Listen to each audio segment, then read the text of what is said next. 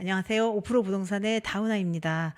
오늘은 분양권의 전반적인 뜻과 분양권 거래 시의 유의 사항에 대해서 영상을 만들어 보고자 합니다. 보통 분양권을 많이 거래를 해보신 분들이 있고 분양권 자체 거래가 되는지도 잘 모르시는 분들도 있기 때문에 분양권의 사전적인 의미부터 해서 전체적인 내용을 알려드리도록 하겠습니다. 분양권이라는 거는 우선 사전적인 의미는 아파트 따위의 건물을 양도할 수 있는 권리. 보통 일반인들은 분양을 받고 내가 이제 분양권을 가지고 있으신 분들 같은 경우는 부동산을 가지고 있다고 생각하시는 분들이 되게 많아요. 근데 분양권은 엄밀히 말해서 부동산이 아니고 부동산을 구입할 수 있는 권리를 가지고 있으신 거고 일종의 채권이라고 보시면 되겠습니다. 그래서 실제 부동산 소유권과는 다른 내가 권리를 갖고 있다. 라고 생각하시면 되고 분양권에 있는 모든 금액을 100% 다 납부를 하셔야 본인 소유의 부동산이 되는 것이라고 보면 되겠습니다. 분양권 취득 방법에 대해서 알려드리면 분양권은 이제는 분양을 받으시고 나면은 분양권을 거래를 할 수 있는지 없는지는 각 분양권마다 매우 다른데요. 주택 같은 경우는 분양권 전매가 제한이 되는 단지들이 있기 때문에 분양계약서 상에 내용을 상세히 보시면 전매가 언제부터 되는지 상세히 나와 있으니까 거기에 맞춰서 거래를 하시면 되고요. 분양권 거래는 통상 분양권이라는 거는 이제는 그 매매 금액의 10%를 납부한 상태로 가지고 있으시기 때문에 통상 분양가는 내가 가질 부동산의 10% 금액을 내고 산다라고 생각을 하시면 되겠어요. 분양을 이미 받았을 때에도 분양에 당첨이 되면은 보통 계약금 10%를 내고서 가지고 있게 되다가 내가 잔금 때 남은 금액을 납부를 하시면서 부동산을 취득하신다라고 보시면 되겠어요. 그래서 부동산 소유권은 아니나 일정 조건 하에 분양권을 다른 사람에게 양도할 수 있다. 분양권마다 다 양도하는 그 방법이 다른데 상업용 부동산 같은 경우 주택하고 조금 다른 경우는 보통 상업용 부동산 분양권을 가지고 있으신 분들은 오피스텔이나 아니면 지식산업센터나 아니면 상가 같은 경우 최근에 분양권에 대한 화제가 되게 많아서 이런 내용을 준비를 해드린 건데요. 보통 사업자를 내시고 부가세를 환급을 받으시면서 분양권을 가지고 있으시게 됩니다. 그래서 분양권 같은 경우는 내가 이제 그 청약하고 당첨돼서 상업용 부동산은 전매가 매우 자유롭기 때문에 최근에 21년도부터 부동산이 아주 화랑이었을 때 분양권 거래를 매우 많이 했었던 전매를 많이 했었던 그 상품 중에 하나고 그래서 이제 그 분양권 거래하실 때 아주 정확한 개념을 모르신 상태에서 매수를 하신 분들이 최근에 많은 고통을 받고 있으셔서 이런 개념을 정확히 좀 알고 매수를 하셔야 된다 이런 내용이 오늘 전체적으로 알려드릴 내용이라고 보시면 되겠습니다. 예를 들어서 분양권 거래할 때 유의사항을 알려드릴 때 예를 들어서 한번 설명을 드려보도록 할게요. 보통 이제 분양을 받으셨는데 내가 22년도에 3억 원짜리 오피스텔을 하나를 분양을 받으셨다 가정을 하고서 어떻게 그 분양권을 받으시고 거래를 하시고 또 위험한 상황이 되는 일이 생기는지를 한번 말씀드릴게요. 3억 원의 오피스텔 분양에 당첨이 되시면 10% 3천만 원을 내고 매수를 하시죠. 그러면 22년도 화랑일 때에는 오피스텔도 좋은 매물들은 당첨이 되기가 되게 어려웠기 때문에 높은 경쟁률을 뚫고서 내가 당첨이 되면은 분양 받으시고 아주 신나게 계약금 10%를 넣습니다. 어떤 경우는 10%가 아니고 5%만 내도 분양권을 취득하실 수 있는 경우도 있어요. 그래서 보통 이제 분양 상담사들이 계약금 10% 3천만 원이면 매수를 하시고 또 부가세도 환급 받으니까 내가 돈이 2천만 원 조금 넘게 있으면은 이렇게 좋은 매물을 살 수 있다. 이런 얘기를 듣고서 분양을 받으시게 됩니다. 그러고 이제는 보통 통상의 손님분들은 계약금 10% 넣고서 계약금 10%에 대한 건물분에 대한 부가세가 발생이 되는데요. 주택은 해당이 되지 않고 통상 부동산 같은 경우는 다 부가세가 있는데 주택은 부가세로 환급을 받질 않아요. 근데 상업용 부동산 같은 경우는 내가 이걸 사업을 목적으로 활용을 할 것이기 때문에 대부분 일반 임대 사업자를 내놓으시고 분양권을 취득하신 다음 계약금 10% 그리고 중도금 1차부터 뭐 통상 6회차까지 매번 분양권의 금액을 납부하면서 계속 부가세 환급을 받으시게 돼요. 근데 부가세라는 거는 최종 매수자가 나라에 내게 되는 돈인데요. 사업자인 경우는 사업을 할 목적으로 매수를 했기 때문에 최종 소비를 한 것이 아니다라고 인정해서 부가세를 나라에서 도로 돌려줍니다. 근데 이제 부가세를 돌려받지만 실제로 내가 이것을 다시 팔게 되거나 아니면 거주 목적으로 오피스텔을 내가 직접 들어가서 사실 경우에는 그 부동산을 사업의 용도로 쓰게 되지 않을 경우에는 부가세는 다시 나라에 그대로 내놔야 되는 상황이에요. 근데 일반적으로 이제 분양을 받으실 때 부가세를 받으면 구분하지 않고 그 돈을 대부분 쓰는 사람들이 한 90% 이상입니다. 근데 이제 나중에 분양권 전매를 할 때에 포괄양도 양수 계약을 하든 아니면 계산서를 발행을 하든 부가세는 그대로 다시 팔을 때 내놔야 되는 돈이에요. 그런 부분을 정확하게 인지를 하시고 상업용 부동산의 분양권을 매수를 하셔야 된다. 이런 내용을 말씀을 드리고, 만약에 이제는 3억 원에 이제 10% 3천만 원을 지불하고 뭐 통상의 경우 중도금이 1회차부터 6회차까지 실행이 된다고 말씀드렸잖아요. 근데 어떤 분들은 내가 이제 계약금 10%만 내고서 분양권을 가지고 있고 내가 나중에 잔금 전에 프리미엄을 받고 팔아야지, 이런 생각에 상담사의 얘기를 듣고서 대부분 분양을 받으시게 되는데요. 실제로는 내가 3천만 원만 낸 것이 아니죠. 중도금 1차부터 6차까지 공사비를 본인의 명의로 대출을 일으켜서 시공사에 주는 과정인데요. 중도금을 납부를 내가 직접 돈을 현금을 넣진 않지만 은행에서 자설을 하시고 본인의 명의로 대출을 다 받아서 매 회차마다 자동으로 은행에서 대출이 나온 그 금액은 자동으로 시공사에 입금이 돼서 그 돈으로 건물을 짓게 되는 거죠. 선분양의 구조가 그런데 보통 사람들은 내가 돈을 3천만 원만 냈다고 생각해요. 근데 실제로는 60%에 70%까지 다 해당이 되면은 잔금 직전에 가서는 내가 2억 7천을 다 낸 거가 되거든요. 거기에는 후불 이자가 생기는 경우도 있고 무이자로 진행이 되는 경우도 있고 그렇습니다.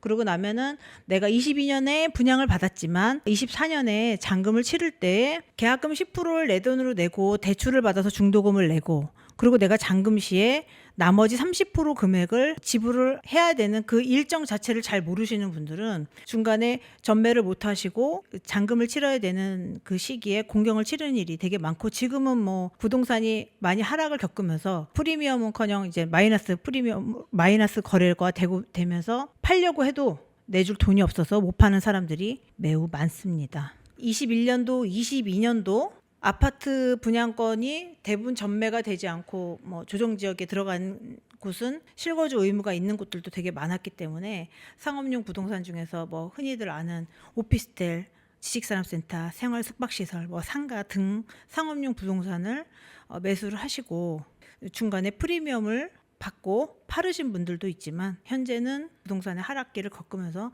마이너스로 거래를 하게 되는데, 그러면 마이너스 거래라는 거는 뭐냐면은 3억짜리면 3천만 원을 내가 낸 금액에서 그 금액을 다 받지 못하고 마이너스로 팔게 되는 겁니다. 3천만 원을 낸 상태에서 마이너스 프리미엄이 1천만 원이다. 그러면은 계약금은 3천만 원 냈지만 1천만 원을 제외하고 2천만 원을 매도인과 매수인 간에 서로 주고받으면서 거래를 하게 되는 거예요. 그리고 내가 나머지 60%에 대한 중도금도 실행이 되어 있는데 그 부분은 그대로 대출로 승계하지만 실제로는 내가 납입된 금액을 매수인이 그대로 중도금 대출을 실행하셔서 시공사에 낸 상황이다라는 거를 잘 이해를 하셔야겠죠.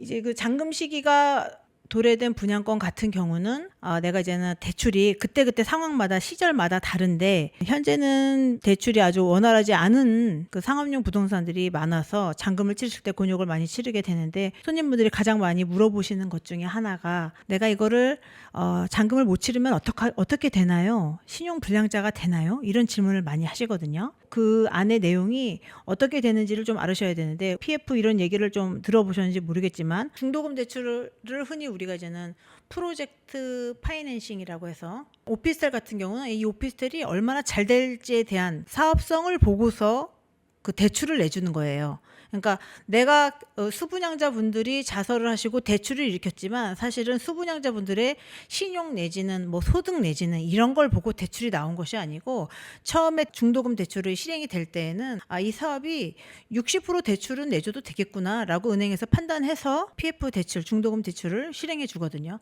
근데 개인마다 상업용 부동산을 취득할 당시에 내가 이거를 살 수 있는지에 대한 객관적인 검증을 받고 하신 게 아니기 때문에 실제로 분양할 때는 분양 상담사들도 그렇고 무조건 분양을 완판을 하겠다라는 분양사들의 그런 목적성하고 같이 분위기를 타서 내가 소득이 없는 사람들도 다 중도금 대출을 일으켜서 공사가 진행이 됩니다. 그때는 이제 내가 잔금 대출을 받을 때에는 본인의 수익 내지는 뭐 신용 뭐 이런 것들도 모두 다 평가를 하고서 잔금 대출이 나오는데, 잔금 대출을 막상 받으려고 보니 현재는 부동산 경기가 많이 안 좋아지면서 분양을 받을 당시보다 부동산 경기가 매우 안 좋아지면서 주변에 그 감정가가 낮아지게 되죠. 그렇게 되면은 내가 PF를 일으킬 당시에 주변의 지가 내지는 감정가보다 많이 낮아지면 당연히 대출 금액도 낮아지겠죠. 그럼 중도금 대출 내가 60% 2억 7천 정도는 잔금 대출로 나와야만 본인이 대출을 받아서 남은 금액을 내고, 현금만 가지고 있으면 60% 대출을 받고 내 30%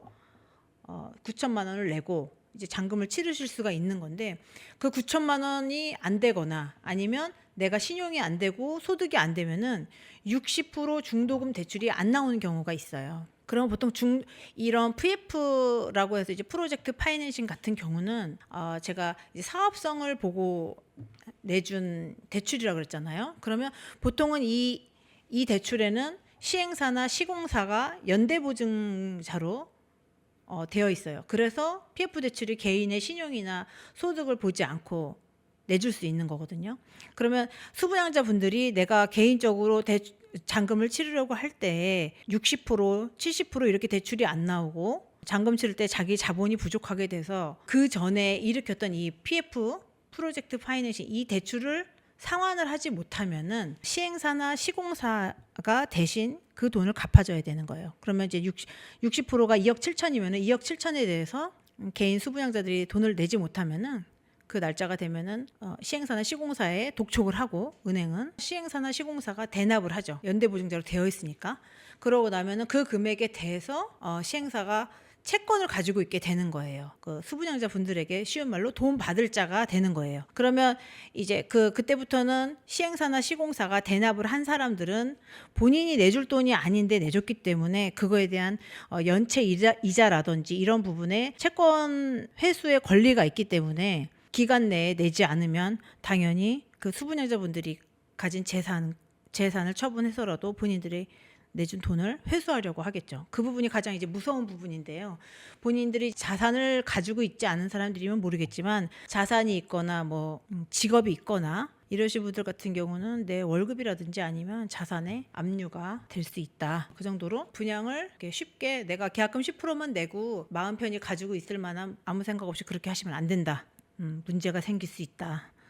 그런 얘기를 한번 말씀을 드렸습니다. 분양권 투자를 이렇게 설명하다 보니까 뭔가 매우 부정적인 이야기만 한 것 같아서, 그러면 사람들은 왜 분양권 투자를 하는가? 분양권 투자의 장점에 대해서는 뭐 대부분 사람들이 분양권 투자를 하는 이유는 그거예요. 내가 아주 좋은 급매물이나 아주 좋은 부동산을 사고 싶어도 실제로 투자금이 적으신 분들은 투자를 하고 싶어도 못합니다. 부동산이 막 화랑이 왔을 때 뭐 옆집이나 뉘집은 급매물을 사서 뭐 단기간에 수익을 뭐 2배, 3배 이렇게 내는 거를 주변에서 또 보면 더더욱이나 본인도 어떤 투자를 하고 싶은 욕망이 생기죠. 근데 이제 투자금이 적으신 분들은 분양권 같은 경우는 계약금 10%를 투자를 하면서 매수를 하시는 것이기 때문에 적은 돈으로도 투자가 가능합니다. 그리고 꼭 돈이 없는 사람이 아니더라도 실제로 내가 뭐 3억 원짜리 오피스텔을 3억 원을 다 주고 사는 것보다는 3천만 원으로 그 오피스텔을 살 권리를 사고, 그리고 또 시세가 올랐을 때에는 당연히 3억 원의 오피스텔이 주변 시세가 올라서 4억의 가치가 있다면은 분양권 계약금 10%에 3천만 원을 냈지만 거기에 이제 프리미엄 1억이 붙게 되는 거예요. 그 가치가 이제 3억에서 4억이 됐으니까 그거를 사고자 프리미엄을 1억을 주고서라도 그걸 사는 사람이 있는 거죠. 그러면 이제 내가 3억을 내고서 1억을 버는 것하고 3천만 원을 내고 1억을 버는 것하고는 수익률에서 너무 많은 차이가 나죠. 그래서 작은 돈으로 투자를 해서 기회 비용을 최소화하게 되고 수익률을 최대로 가져갈 수 있다. 그런 장점이 있기 때문에 이제 내가 자본금이 적은 사람도 많이 투자를 합니다. 근데 이 분양권 같은 경우는 워낙에 소액으로 투자하시는 분들도 많고 단기에 수익을 내고자 오시는 분들도 많기 때문에 쉬운 말로 분양권에 거품이 끼기도 쉽고 또 그 거품이 아주 쉽게 가라앉을 수 있기 때문에 매우 주의를 하셔야 된다. 내가 살 때는 쉬웠지만은 팔 때도 팔기 쉬운 물건을 사시는 것이 좋다. 내가 만약에 잔금을 준비 안 한 상태로 매수를 그냥 하신 분이라면 더더욱 더 그렇습니다. 분양권을 그냥 3천만 원짜리 분양권 계약금 10%의 분양권을 사고 단기 투자를 목적으로 하시는 분들이 매우 많아요. 그런데 만약에 지금처럼 이제 호황기가 지나서 많이 이제 어려운 시기에는 누가 다른 사람이 사줘야 되는데 사주지 못하면 결국에는 마이너스 내가 낸 돈을 회수하지 못하고 팔아야 되는 거니까 그래도 팔 수라도 있으면 되는데 팔지 못하는 경우도 매우 많습니다. 그러면 이제 잔금을 치러야 되는 시기가 돌아왔을 때 아주 위험한 상황이 되니까 내가 단기 투자를 하더라도 최악의 경우에 본인이 부동산이 하락기를 겪더라도 마이너스가 됐을 때 내가 어쩔 수 없이 마이너스에 팔고 나오지 않고 좀 시간을 벌어볼 수 있을 정도로 여유를 좀 가질 수 있는 매물을 선택하시는 것이 좋다. 뭐 모든 투자가 그렇다시피 주식이 됐던 코인이 됐던 부동산이 됐던 너무 좋을 때보다도 내가 하락기를 잘 견딜 수 있는지, 특히 부동산 같은 경우는 금액이 소액으로 투자하는 것이 아니기 때문에 소액 투자를 했다고 생각하지만 사실은 부동산 그 전체에 투자한 거나 마찬가지거든요. 그러니까 물건을 잘 선택을 하시고 내가 잔금 준비까지 모두 계산을 처음에 구입하실 때부터 내가 얼마가 들어가는지, 내가 지금 환급받는 부가세는 어느 시점에서 다시 나라에 내주던 아니면 매매를 할 때에 매수자에게 줘야 되는지에 대한 상세한 설명을 전문가에게 상담을 꼭 받으시고 분양권을 취득을 하셔야 된다라는 걸 꼭 강조를 해드리고 싶고요. 지금 이제 그런 부분에 미흡한 설명으로 그 섣부르게 분양권 투자를 했을 때 어떤 일이 벌어지게 되는지 당해본 분신들은 아시게 될 거예요. 특히나 이제 주택 분양권 같은 경우는 전매 제한도 있고 내가 뭐 실거주 의무가 있는 곳도 있고 그리고 또 부가세에 대한 뭐 복잡한 내용들이 없기 때문에 크게 공부하지 않고 내가 이거를 분양받고 당첨되기도 어려워요. 주택 같은 경우는 아파트는 분양받고 잔금 준비도 다 하시면서 내가 이때 25년도에 내 가족들하고 같이 들어가서 살아야지 이런 마음으로 분양을 받으신 분들이 대부분 많기 때문에 주택은 사고가 덜하지만 상업용 부동산은 전매가 아주 자유롭기 때문에 대부분 프리미엄 거래를 하려고 매수를 하는 사람들이 대부분이에요.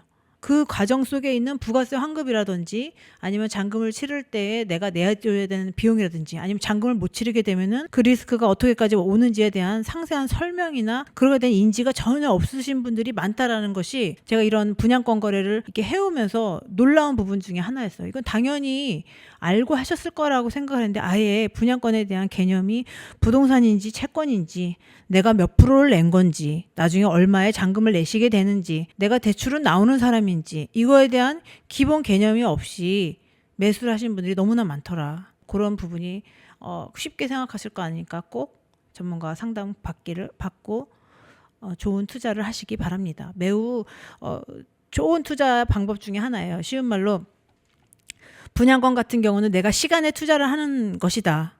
부동산인데 분양권에 모든 금액이 다 들어가지 않고 시간을 벌면서 최소한의 물가 상승률만큼은 수익을 대부분 가져가시기 때문에 매우 좋은 투자이고 주의사항만 잘 지켜서 거래를 하시면 되겠습니다.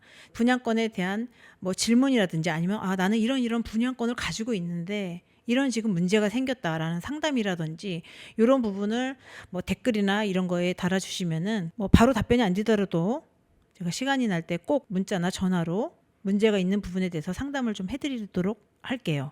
뭐 막막하신 분들도 있기 때문에 그러면 다음 편에 분양권에 대해서 여러 가지 다른 사례 내지는 분양권 투자의 다른 사례들을 보여드리면서 구체적으로 더 재미난 방송을 이어가도록 하겠습니다. 그럼 다음 시간에 뵙겠습니다.